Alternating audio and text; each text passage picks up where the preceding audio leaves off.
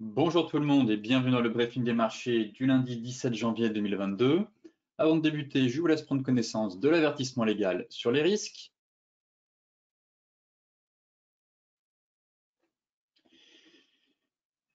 Et donc, pour débuter la semaine, nous avons quand même le Martin Luther King's Day. De ce fait, Wall Street sera fermée toute la journée aujourd'hui.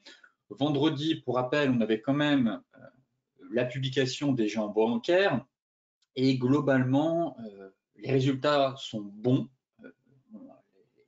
Les entreprises, en tout cas ces sociétés, ont dépassé les attentes, mais les investisseurs ont quand même décidé de vendre ces valeurs, étant donné que JP Morgan a chuté après avoir fait part de faiblesses dans son activité de trading, tandis que Citigroup a publié une baisse de son profit trimestriel en raison d'une hausse des dépenses et des performances décevantes de son activité de détail. Donc, comme toujours, la saison des résultats continue et nous allons avoir d'autres géants bancaires qui vont publier cette semaine, mais aussi des valeurs technologiques. On fera le point notamment dans la partie macro.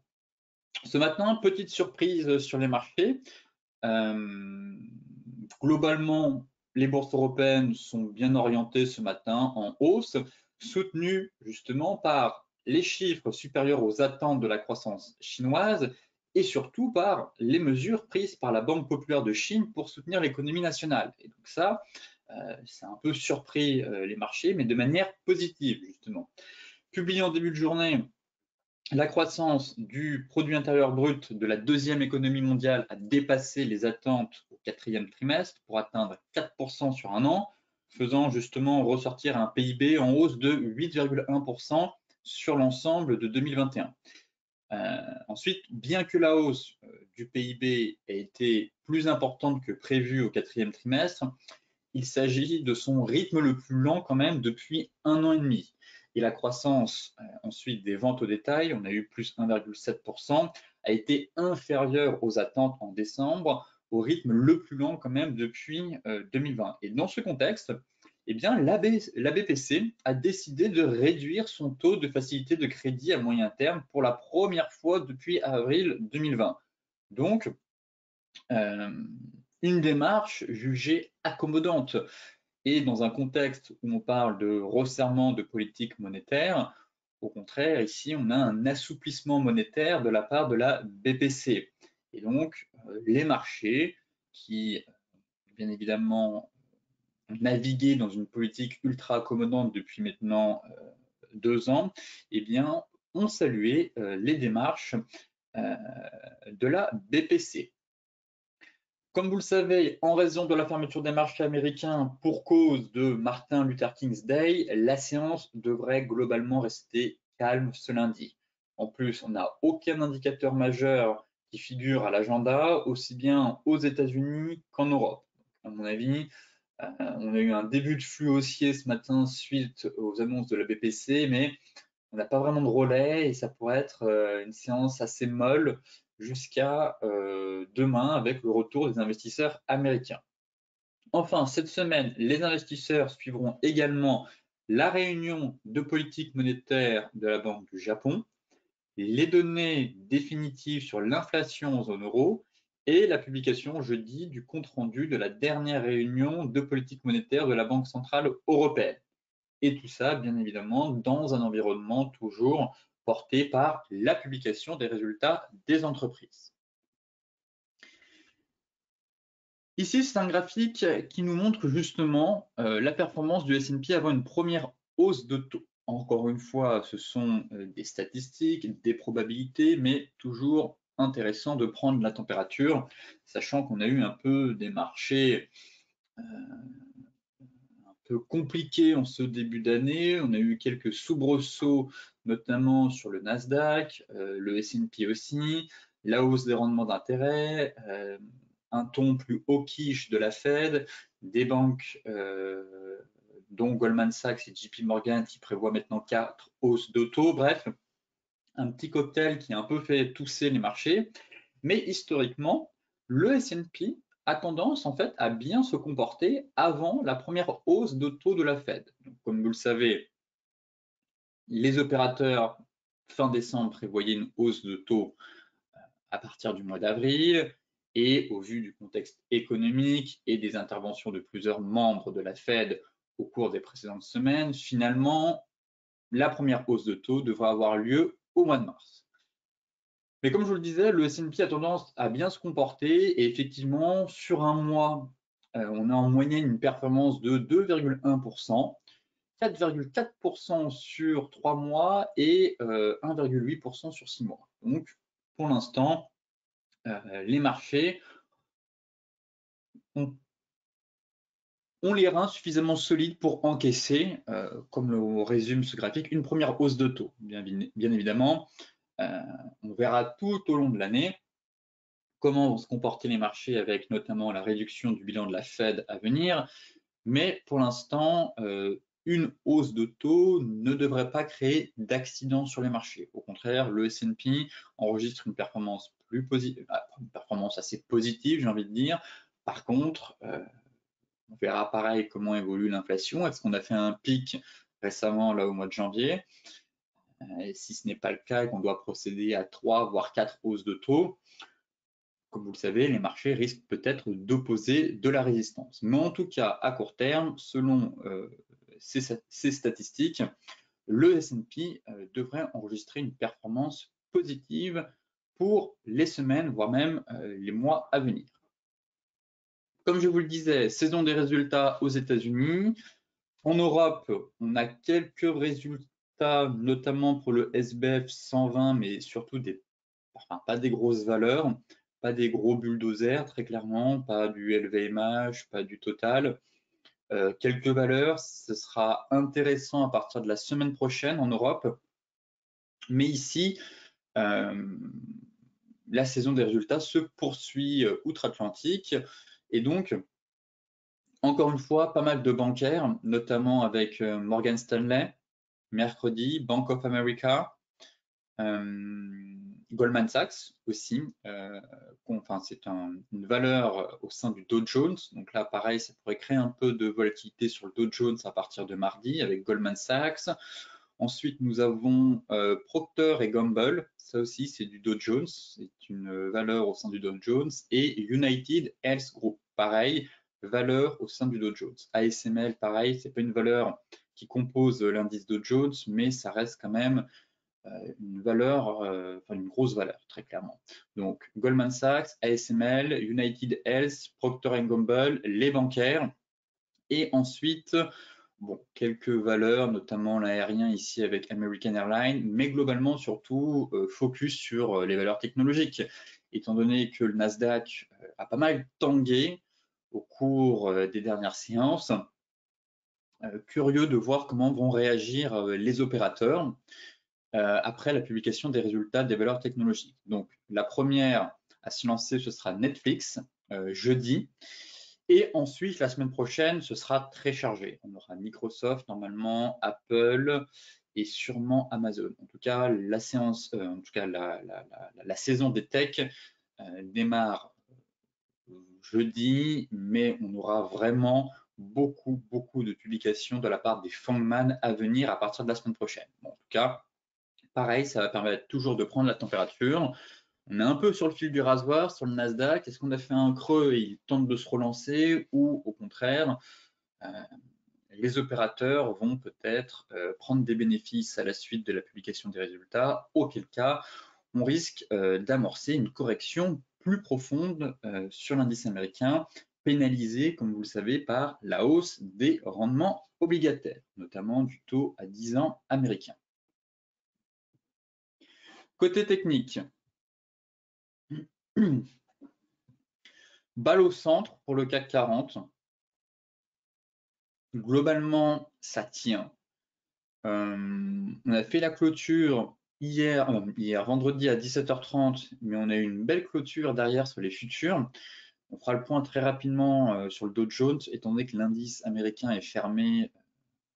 Je ne vais pas passer beaucoup de temps sur l'indice. Ça ne sert à rien de trader le Dow Jones en l'absence des investisseurs américains aujourd'hui.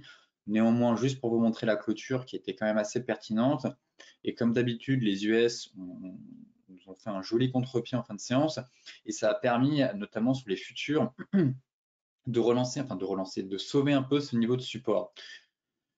Là, pour ma part, toujours dans de la neutralité, une certaine hésitation de la part du marché.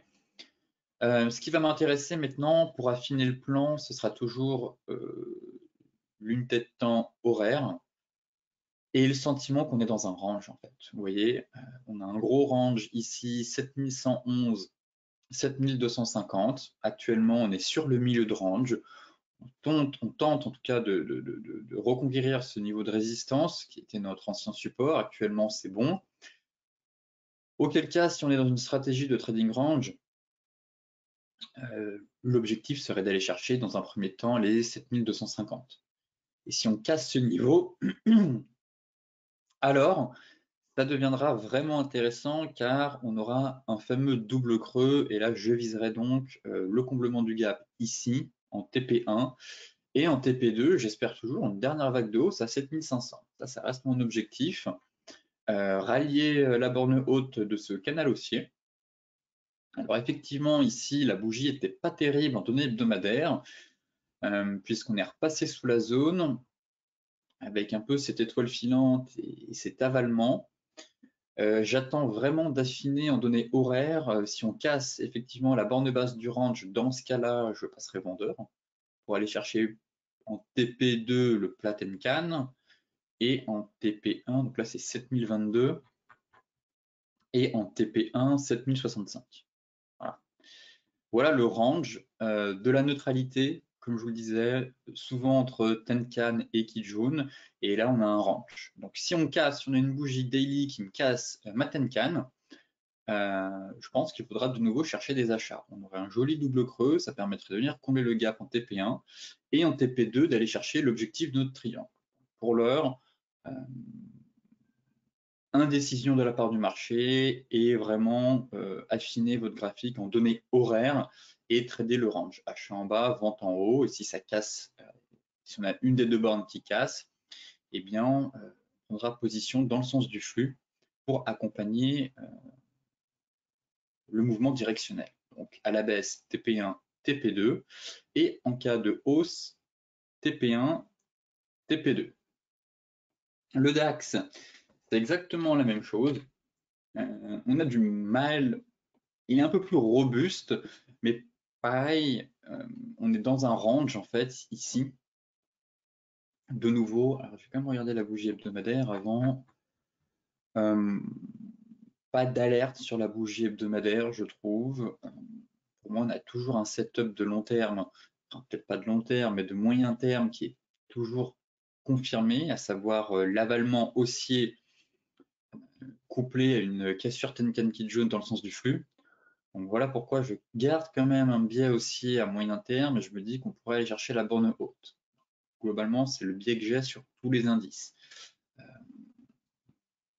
Vendre sur repli, pourquoi pas, mais j'ai du mal à croire que le marché va nous faire une grosse baisse dans l'immédiat. En tout cas, ce n'est pas mon scénario actuellement. Maintenant, en daily, bon, on est toujours dans ce range, un peu. 15 000 sur excès, 15 008, 16 050. Pareil que sur le CAC, prisonnier entre Tenkan et Kijun. On avait surtout affiné sur le futur. Je vais quand même basculer en données 4 heures, voir si j'ai un peu plus d'informations. Mais là, j'ai rien de bien croustillant, je trouve, sur l'indice allemand. On se situe vraiment au milieu de nulle part. Si on doit intervenir pour moi sur l'indice allemand, c'est vraiment sur les 16 050, 16 030 ou retour en bas, 15 800. Là, ici, c'est vraiment pas un niveau très pertinent. Ensuite, on avait surtout affiné l'indice allemand sur les futurs, car on avait quand même la formation un peu d'une épaule tête-épaule. Malheureusement, cette dernière n'est toujours pas validée. Et là, on a même du mal à confirmer un peu la deuxième épaule. Elle commence à devenir un peu longue par rapport à la première épaule, et ça, j'ai un peu de mal. Effectivement, si on était retombé assez rapidement ici, c'était bon.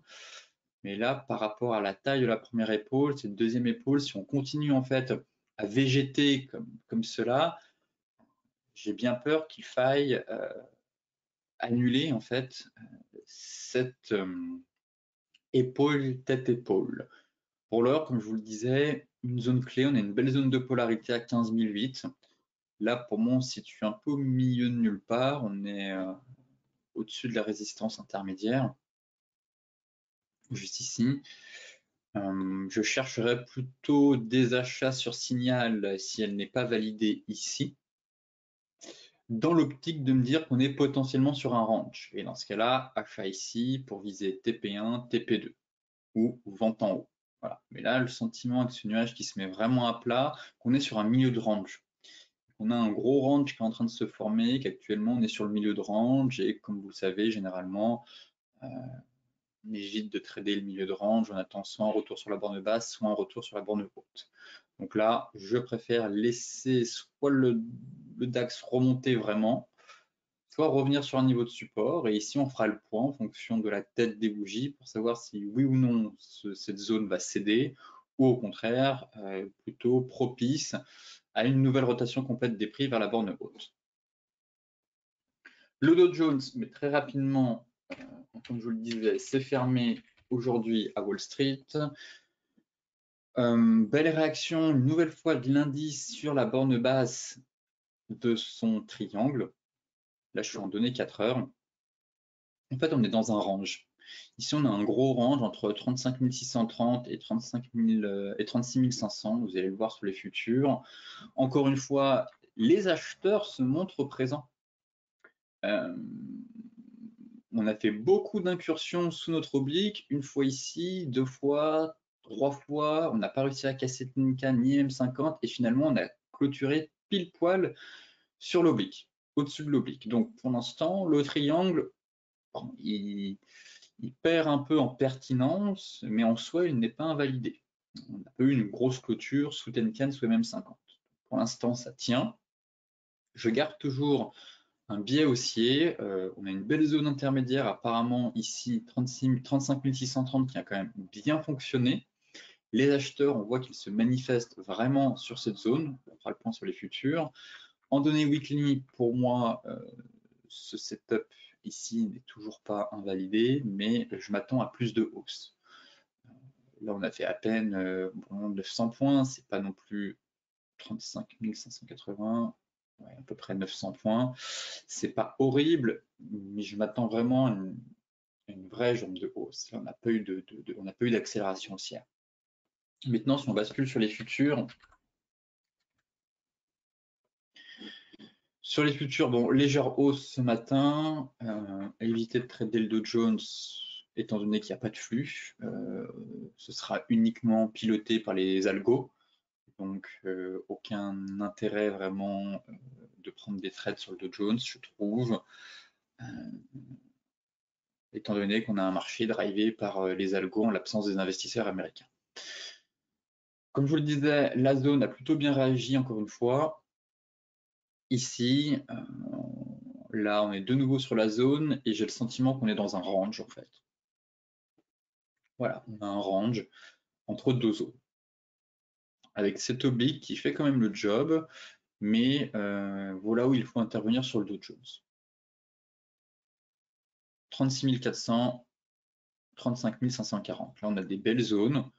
On a un beau range qui est en train de se former. Donc, pour le moment, pas grand chose à faire. Effectivement, on a eu, vous voyez ici, un bel avalement haussier sur la borne basse. Peut-être que certains ont tenté l'achat avec un stop loss en dessous. Techniquement, ça tient la route. Se contenter vendredi soir, pourquoi pas. Bon, là, on n'a pas de flux. Mais la bougie est belle, confirmée, un bas de range sur zone, un stop loss sous la zone, auquel cas on essaiera d'aller chercher 36 100, puis la borne haute. Voilà, 36 400, et en cas de cassure, effectivement, on aura une sortie de range par le haut, et là, enfin, on aura une véritable jambe de hausse pour conclure, enfin, dans le sens de notre cassure Tenkan Kijou. Et là, on pourra dire qu'elle a véritablement fonctionné. Donc, voilà un peu le plan sur le Dow Jones sur la semaine à venir, le fameux range à trader. Le Forex, l'euro-dollar. L'euro-dollar, il est venu faire son pullback sur l'ancienne borne haute de son canal baissier. Alors, je mets en données hebdomadaires. Effectivement, les 1,1530, c'est vraiment le niveau parfait, voire 1,1550. C'est l'objectif théorique du triangle, pour rappel. Plaquette jaune, un peu la MM200 juste au-dessus. C'est la zone chaude. Pour moi, ce serait le TP2. À partir de là, je me montrerai peut-être plus prudent sur la hausse de l'euro, mais ici, ce serait la zone idéale à aller chercher pour prendre son TP2. Maintenant, si on bascule en données daily,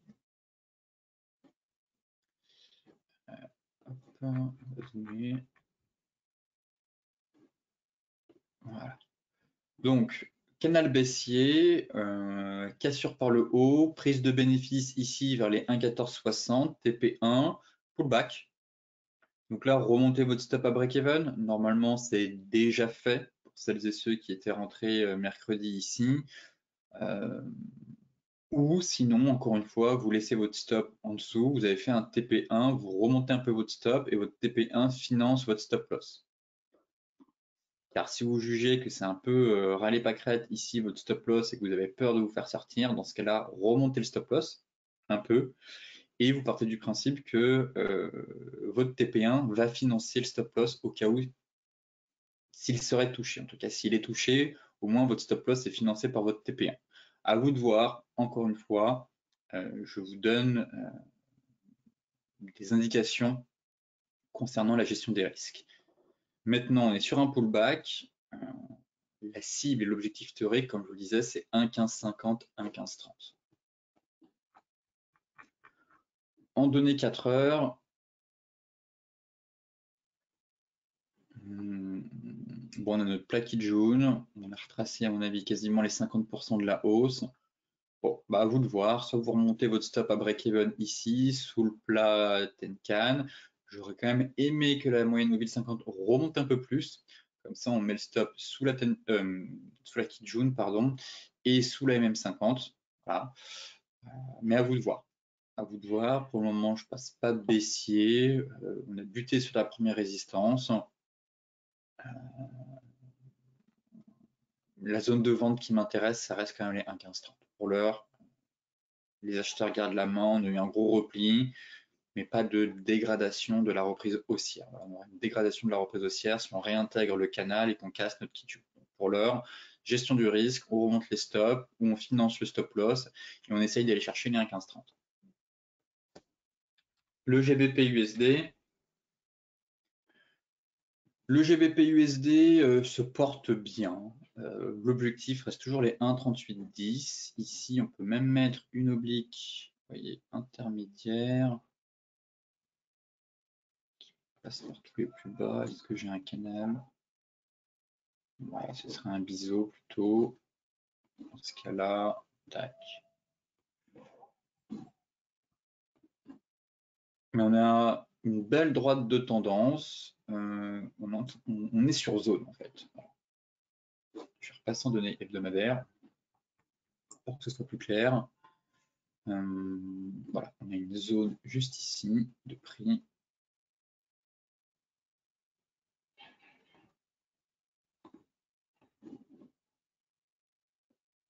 Voilà, c'est celle-là. Donc on a justement échoué sous la zone. Là, on est en train de repasser sous la zone. Voilà. C'est ça le petit bémol, effectivement. Donc vendredi, on a clôturé pile poil sous la zone. Et là, on est en train de repasser sous la zone. Donc pareil, on remonte les stop loss. Pour moi, on n'a pas de changement de retournement ici.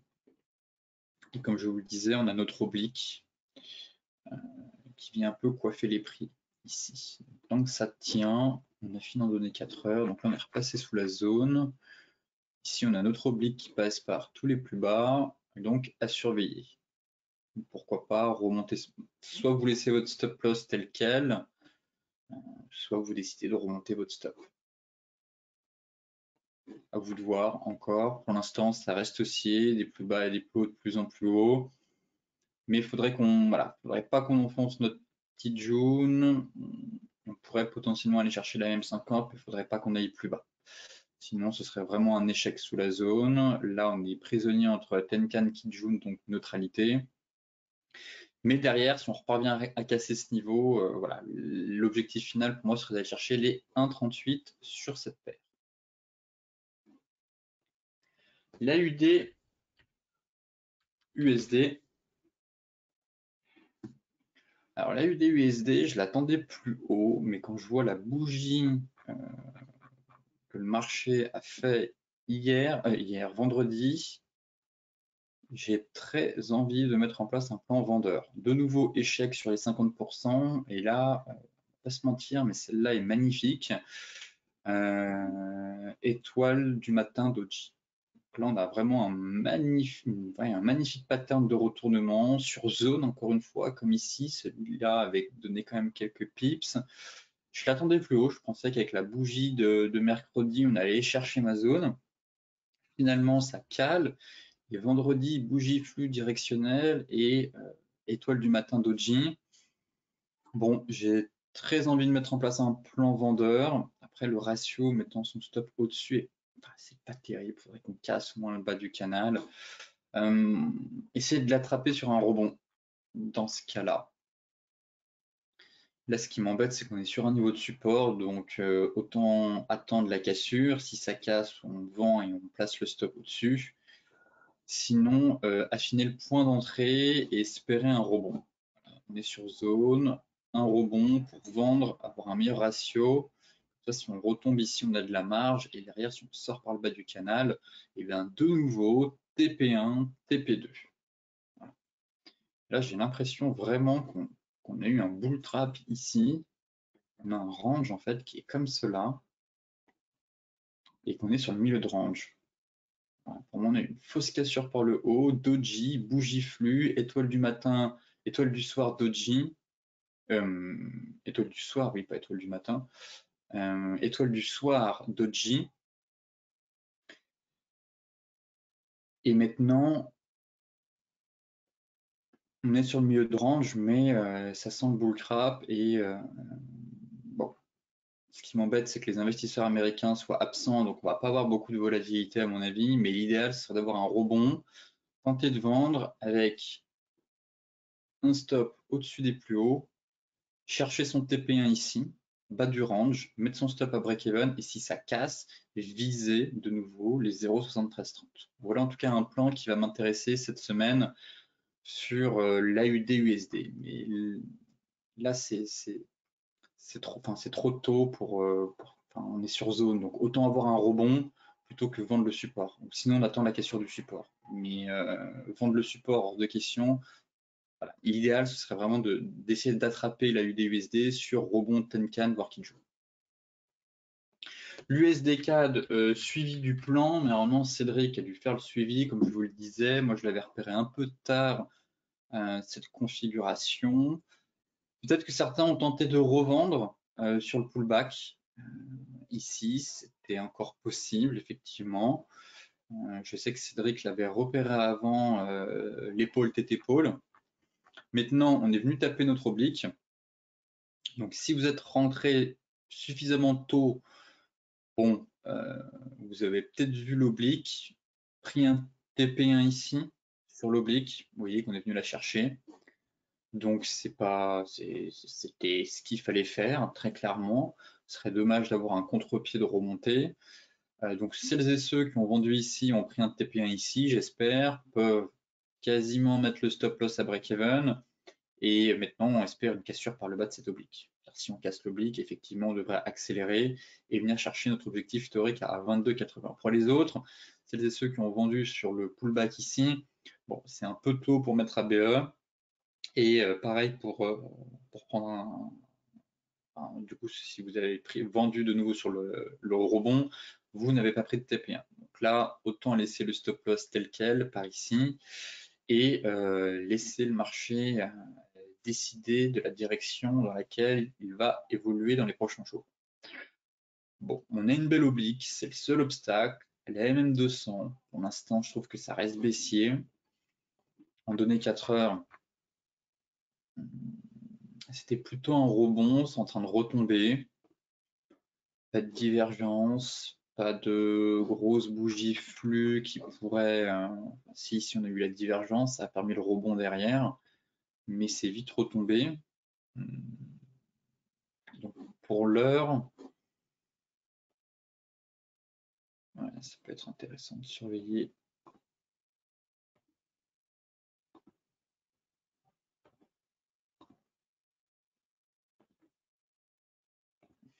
Bon, peut-être un petit porte-voix, un élargissement de sommet ici qui est en train de se former, mais pas de bougie vraiment invitant à une reprise haussière. Pour l'instant, on est toujours sur des plus hauts et des plus bas de plus en plus bas. On a fait notre rebond, on a échoué sur la résistance, ça cale. Surveillez la question de l'oblique. Et celles et ceux qui auront vendu sur le rebond, dans ce cas-là, si on break les plus bas, ici, avec une clôture au moins donnée 4 heures, et bien si on break les plus bas, vous pourrez mettre votre stop à break-even. Voilà. Et vous irez chercher directement votre TP final vers les 1,23. C'est ça. Vers les 1,2313. Pas de TP1 directement. Allez, pourquoi pas, si c'est trop dur, aller chercher un TP1 ici. Mais l'idéal, voilà, si on casse les plus bas, stop loss à break-even pour vous, pour celles et ceux qui ont vendu sur le rebond, et directement aller chercher un TP1, sauf si c'est trop dur. Mais l'idéal serait vraiment d'aller prendre son TP1, enfin TP final et TP unique à 1,23, 1,23,20, 1,23. Voilà, dans cette zone-là.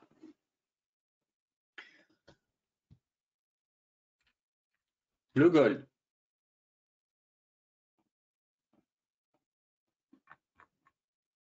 Le gold et son range horaire. Donc là, pareil, en données weekly.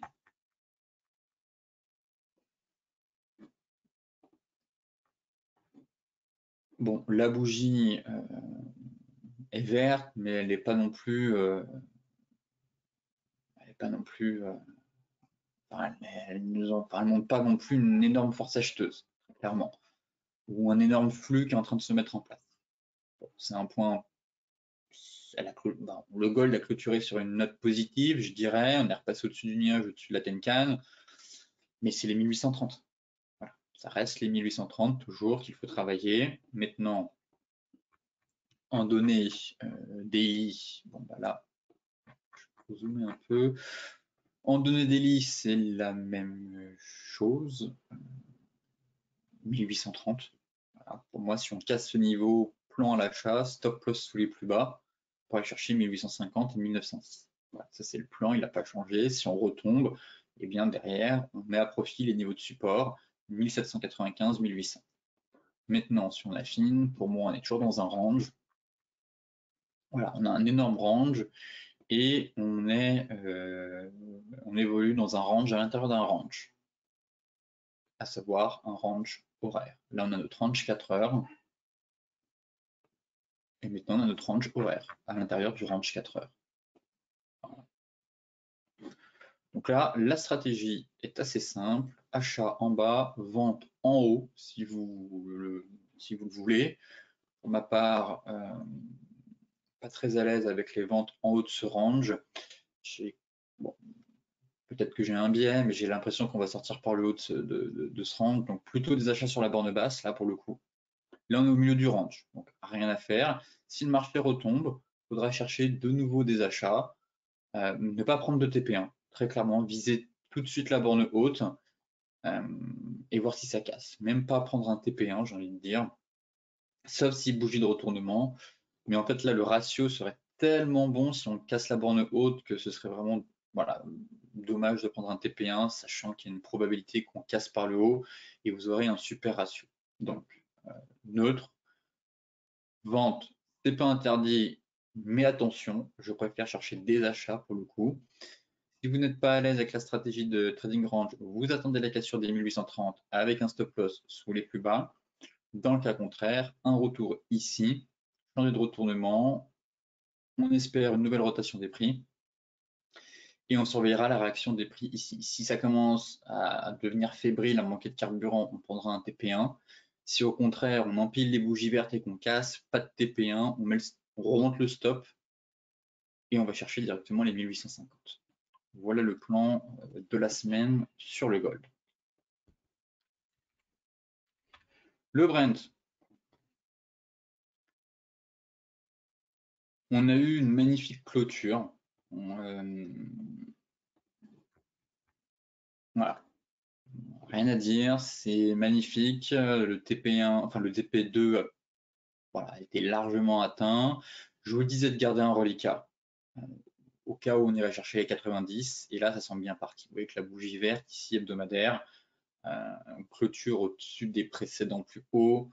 C'est vraiment une bonne chose.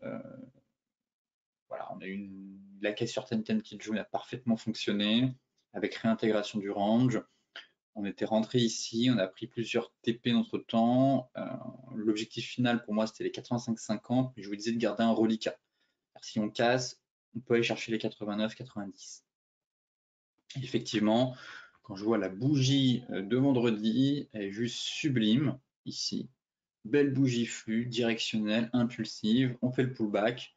Bon, bah là, vous remontez votre stop loss très clairement. Celles et ceux qui ont gardé un reliquat. On est au-dessus de la zone. Si certains veulent tenter des achats maintenant, pourquoi pas? C'est quand même un peu tard, je trouve. Vous pouvez acheter 15 fois ici, qu'on a réintégré le canal. On est quand même au-dessus d'un niveau de résistance. On fait le pullback. Effectivement, ça peut être intéressant. Et je pense qu'on est bien parti pour aller chercher les 90. Donc ça, ce serait vraiment pour les retardataires. Je pars du principe qu'il y avait quand même un plan de trading qui avait été initié à la base début janvier. Maintenant, en données 4 heures,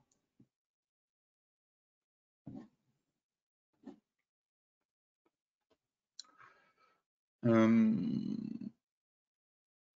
n'a rien à dire en données 4 heures. Finalement, la divergence n'a pas fonctionné, enfin, n'a pas été validée tout simplement. Des plus bas et des plus hauts de plus en plus haut, on remonte son stop sous les précédents plus bas, et ainsi de suite. Et ainsi de suite, si on casse les plus hauts, et ben là on remontera le stop par ici. Voilà. Actuellement, on peut le mettre par là, le stop win, on garde son reliquat. Si on casse les précédents plus hauts, on remontera le stop par ici. Et TP final, zone 89, 90. Voilà. Pour l'instant, pas de vente, toujours dans une dynamique haussière. On accompagne la tendance le plus loin possible jusqu'à voir ou remarquer un début d'essoufflement de la tendance. Potentiellement, ça pourrait arriver proche de la zone mensuelle des 89-90 $. Le light, c'est la même chose. Néanmoins, il n'y a pas de plan de trading sur le WTI. Mais voilà, c'est exactement la même chose. En données 4 heures, c'est un copier-coller du Brent. On a atteint la zone mensuelle. Ici, à la différence, c'est qu'on a clôturé dans la zone. Vous voyez, on n'a pas cassé les plus hauts. Donc, alors que sur le Brent, c'est quand même un peu plus propre. Là, j'estime qu'on est vraiment dans la zone. Donc, tout peut arriver. Si le marché s'essouffle, pour l'instant, pas de changement de retournement. À part qu'on est dans une zone, ça reste haussier, donc plutôt focus sur le Brent toujours. Mais sinon,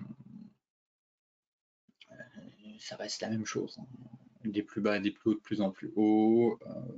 Pas d'alerte baissière, on est juste dans la zone. Pour le moment, on la travaille. Bon, tant qu'il n'y a pas de chandelier baissier, j'estime que les acheteurs gardent la main. Les crypto-monnaies, avec le BTC, mais qui ne fait plus rien malheureusement.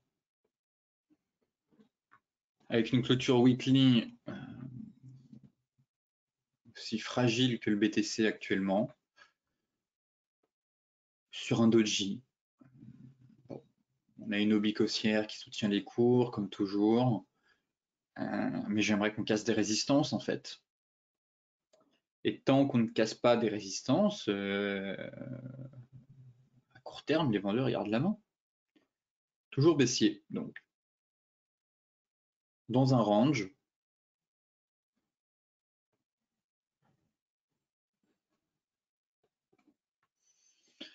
La clôture mensuelle va vraiment être pertinente. Effectivement, si on arrive à remonter au-dessus des 44 000, ce serait un bon point. Mais là, dans l'état actuel des choses, oui, il manque pas grand-chose pour aller chercher les 36 400. Bon, on est sur zone, il faudrait quand même attendre la cassure des 41 000. Tant que ça ne casse pas, difficile d'aller chercher l'objectif théorique. Et derrière, comme je vous le disais, ce serait un range à venir pour 2022. Voilà, 30 000, 61 000. Bon, maintenant, en daily, franchement, passer autre chemin, mettre en place des stratégies de vente, pourquoi pas. Là, on arrive, on est prisonnier dans un étau. Donc, j'ai hâte de voir ce qu'il va se passer maintenant. Est-ce qu'on va avoir enfin du flux? Parce que là, en fait, si on sort du canal à cause du temps, en fait, si vous voulez, donc là, on est à 2 doigts de sortir du canal, mais s'il ne se passe rien, qu'on continue de végéter et que c'est à cause du temps qu'on sort du canal, on n'aura pas une sortie de canal par le haut, soyons clairs. Il faut qu'on ait une bougie. Là, si entre aujourd'hui et demain, j'ai une bougie flux, oui, on va dire on a une sortie de canal par le haut, une tentative de reprise haussière.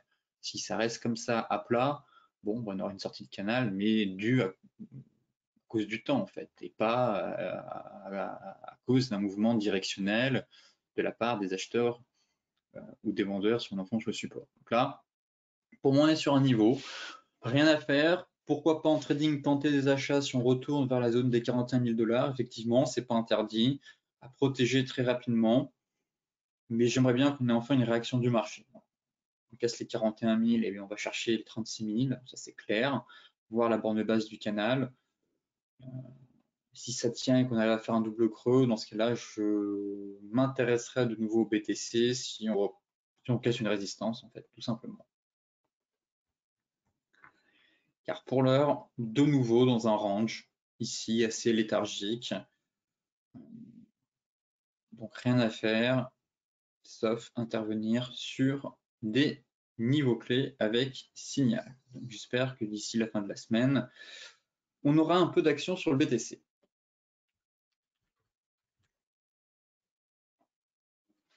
L'Ethereum, c'est à peu près la même chose, seulement que lui, au moins, il a réussi à casser une première résistance, mais c'est pas non plus la fête. On a 2 doigts de retomber. Bon, on est dans un range ici. On casse une résistance, on a quand même du mal à aller chercher la borne haute du canal, qui montre quand même qu'il y a une certaine pression vendeuse toujours présente. Néanmoins, on a quand même réussi à casser un premier niveau et la clôture hebdomadaire s'est faite justement au-dessus de la zone. Donc ça, c'est quand même un bon point, alors que le BTC, lui, est vraiment au fond du trou. Maintenant, j'aimerais qu'on ait du flux. Car là, pareil, hein, les volumes sont... il n'y a vraiment pas beaucoup de volume.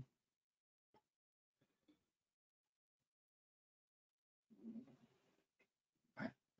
Il n'y a pas beaucoup de volume, c'est ça le problème. La hausse, on a un rebond mais sans volume. J'aimerais bien, pareil, que ce niveau tienne. Effectivement, qu'on sorte par le haut du canal, mais avec des volumes. Là, on est dans un range. Donc pour l'heure, pour moi, on est au-dessus de la zone, juste ici, et on a un magnifique range. Donc espérons que l'Ethereum va réussir à reprendre de la hauteur, casser le range par le haut, auquel cas, eh bien, reprise en direction de 3675. Sinon, ce serait un double top, et dans ce cas-là, fausse cassure de résistance, et on attendra les 2875 pour tenter de nouveau des achats. Voilà. Range à travailler cette semaine en données 4 heures pour viser borne haute. En cas de cassure, eh bien, je pense qu'on peut de nouveau retenter des ventes pour aller chercher la borne basse de notre canal 2875 avec l'oblique haussière. Et si cette dernière est amenée à casser, eh bien, on ira chercher notre objectif théorique de divergence baissière mensuelle 2545, 2500. Voilà, on a une zone parfaite ici. Et celles et ceux qui veulent faire du DCA, à mon avis, eh bien, soyez encore patients, car pour le moment, on n'a aucune confirmation que l'Ethereum va repartir. Je trouve que ça manque de carburant, ça reste baissier, on a juste cassé une résistance, mais c'est pas pour autant qu'on va repartir. Si on commence à sortir pour le haut du canal, là, effectivement, pourquoi pas commencer à rentrer un peu en DCA. Mais tant qu'on évolue sous le canal, possibilité d'aller chercher les 2875 et les 2545. Voilà. Donc, range, surveiller la direction à venir des prix lorsqu'on aura la rupture d'une des deux bornes en données 4 heures. Sur ce, je vous souhaite une excellente journée, de très bons trades. Soyez prudents sur les marchés comme toujours, mais la séance devrait être assez calme en l'absence des investisseurs américains. Et je vous dis à demain pour un nouveau point complet sur la planète finance.